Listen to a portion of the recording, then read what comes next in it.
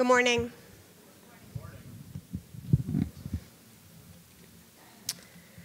Let me tell you a story about a kid named Matt. He was brought up as a Reconstructionist Jew. He went to Hebrew school. He spent a semester in Israel while in high school. Now, he dropped out of school, got into drugs, but then in his early 20s, he joined the Chabad Lubavitch movement. He has since left Chabad. He shaved his beard, stopped wearing a kippah and tzitzit, but he still feels deeply connected as a Jew. You might have figured out who I'm talking about, the musician Matisyahu. But maybe you weren't aware of his whole story. The people he met and the experiences he had have led him on a journey which continues today. This is a story about engagement.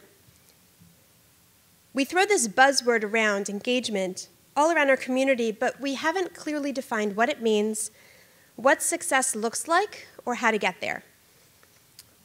So let's do that today, starting with where we are now. Our 2010 community study showed that 91% of respondents stated that being Jewish is important to them. But 46% believe that Baltimore Jewish organizations are not relevant.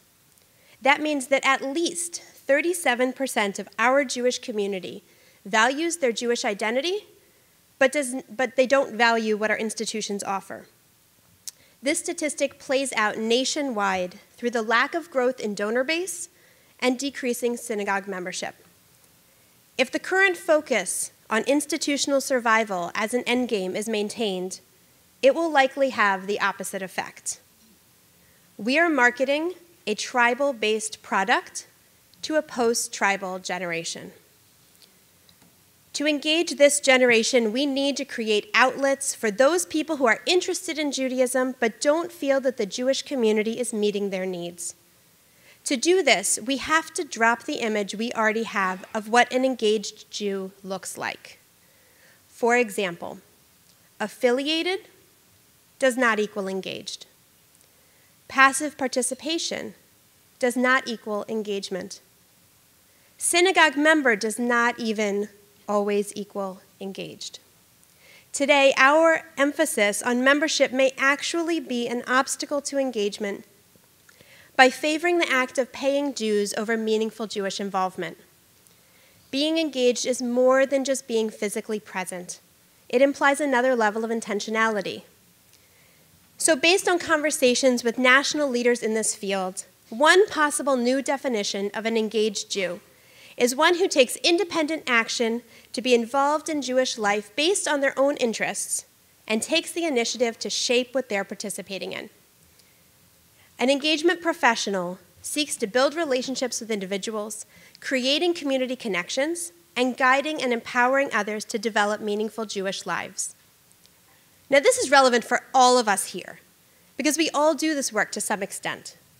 We have a greater community goal of enriching our Jewish Baltimore. And by providing low-barrier opportunities that still maintain high and rich content, we empower everyone to enhance their Jewish lives and our community as a result. Many well-known Jewish authors, leaders, and organizations have already adjusted their approach to meet the changing landscape of our community.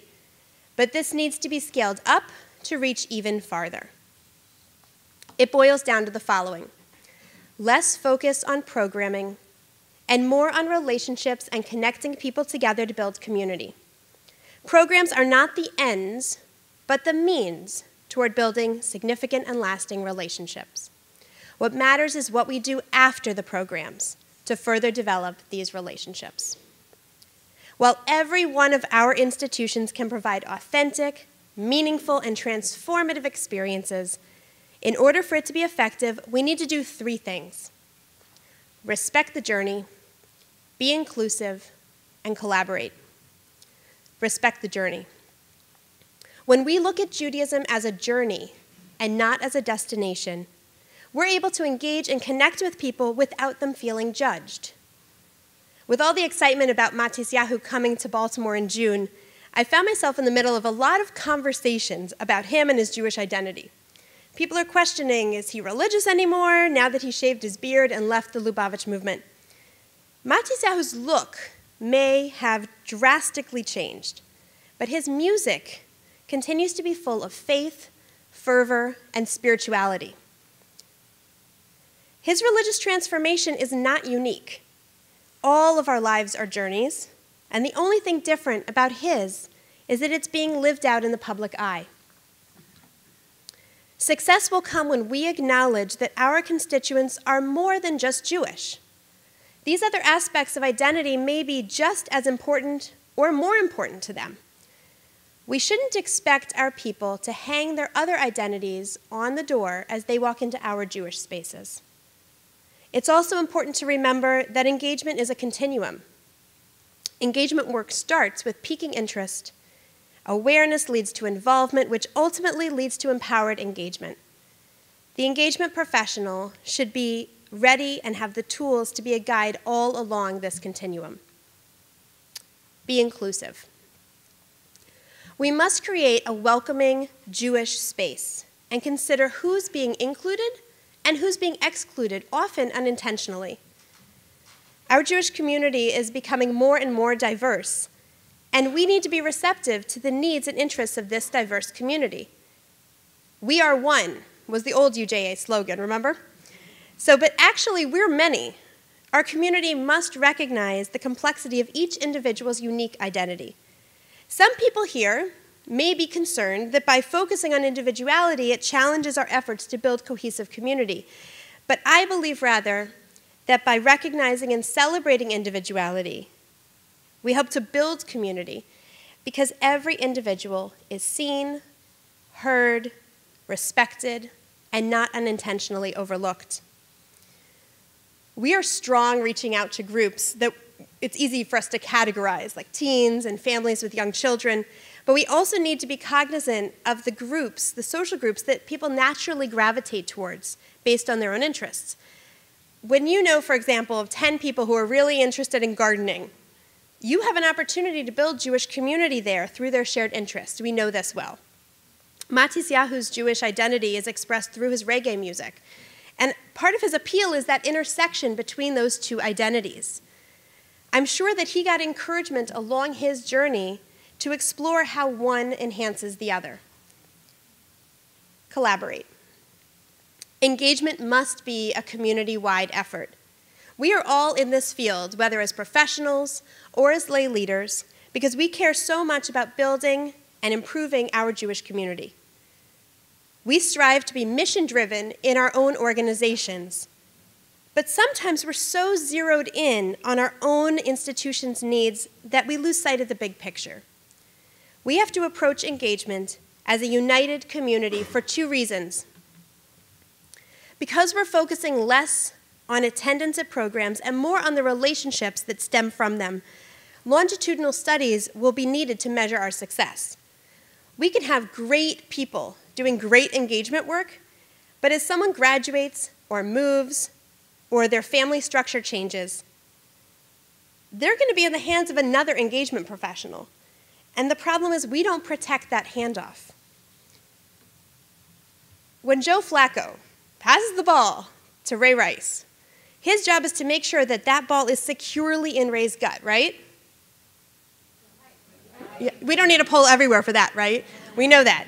So our problem is that engagement professionals aren't protecting that handoff. We need to be guiding people on their journey and communicating with each other to pass on the names of our community members as they move geographically or otherwise. This means youth group advisors sending letters to Hillel staff, asking them to look out for their teens when they're on campus, or Hillel professionals preparing their students for what Jewish life looks like after college, presenting opportunities to get engaged based on their own interests. Sometimes this does happen, but it needs to be more intentional and systematic in order to protect that handoff. Now, the second reason we need to collaborate in our approach to engagement is that even though we try, we can't be all things to all people.